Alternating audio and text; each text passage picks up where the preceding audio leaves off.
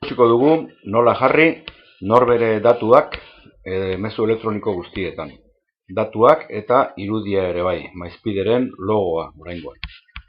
Ezarpenetara joango gara, sinbolotxo honek adierazten ditu ezarpenak, eta leiho honetan berriro ezarpenak aukeratuko dugu, eta orain irekitzen zaigun leihoan, hemen beheraxeago joango gara, eta ikusiko dugu normalean ezer ez daukanak sinadurarik ez jarrita izango duela. Hauxe da kontua, jarri sinadurarik ez desaktibatuta eta beheko borobiltxo horretan klik eginda aktibatu, eta lauki honetan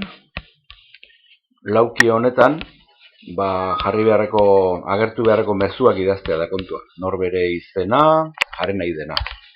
Eta irudia txertatzeko, hemen txertatu irudia linkean klik egin behar da, ezin da irudia ordenagailutik igo zuzenean, eskatzen du link zea bat, irudiak link publiko batetik igotzea. Orduan, orain ikusiko dugu zein den honena. Ez dugu bideoan jarriko, eta mezu elektronikoz bidaliko dizuet zein linketan dagoen irudi hori. Orduan izango da hemen klik egitea kontua, eta leiho horretan posta mezuz bidalitako linka itxastea besterik ez da. Itxatzitakoan A2 aktibatu egingo zaigu, uratxe sakatu, itxi leihoa,